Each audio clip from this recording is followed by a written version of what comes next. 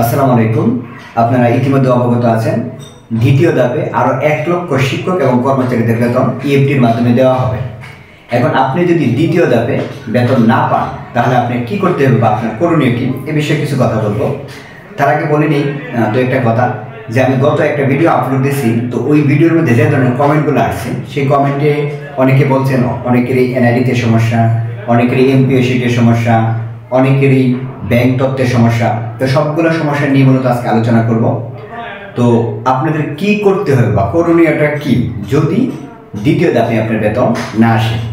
তো শুরুতে আমরা যদি আসি এনআইডির ক্ষেত্রে, তা আমাদের অনেকেরই এনআইডিতে ছোটোখাটো সমস্যা আছে, নামের বানানে ম্যাক্সিমাম সমস্যাটা হচ্ছে নামের বানানে।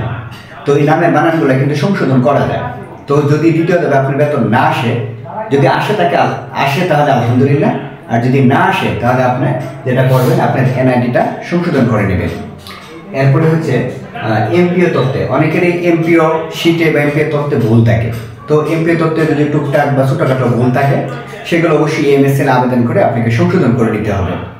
এরপরে হচ্ছে যদি বলি ব্যাংকের তথ্যে, অনেকেরই ব্যাংকের তথ্যে ভুল দেখা গেলো যে ব্যাংকের তথ্যের সাথে এমপি এবং এনআইডির তথ্যের কিছুটা অমিল বা গড়মিল দেখা যায়। তো সেই ক্ষেত্রে ওই তিনটা তথ্য যাতে একই রকম হয় সেই জন্য ব্যাংকের তথ্যগুলোকে আপনার এমপিও এবং এনআইডির সাথে মিল করে করতে হবে, তাহলে আর অমিলটা থাকবে না। অনেকেরই ব্যাংক অ্যাকাউন্ট অনলাইন করা না, যদি না আসে আপনার বেতন তাহলে ব্যাংক অ্যাকাউন্ট অনলাইন করা না থাকলে আপনি অবশ্যই অনলাইন করে নেবেন। তাহলে অবশ্যই আপনার পরবর্তীতে অবশ্যই যদি দ্বিতীয় ধাপে না আসে বেতন তাহলে হয়তো বা তৃতীয় ধাপ যদি আর না হয় আপনাদেরকে যাদের না আসে তাদের সংশোধনের জন্য একটা সুযোগ দিবে। তো ওই সংশোধনীতে যদি আমরা এই তথ্যগুলো সংশোধন করে দিই অবশ্যই আমাদের বেতন অবশ্যই এটির মাধ্যমে আসবে। তবে এই বিষয়ে আপনারা এনশিওর থাকেন যে যদি আপনার জাল সার্টিফিকেট না থাকে, আপনি যদি জাল সনদদারি না হন, তাহলে ধাপে ধাপে অবশ্যই পর্যায়ক্রমে আপনার বেতন ইএফটির মাধ্যমে আসবে ইনশাআল্লাহ।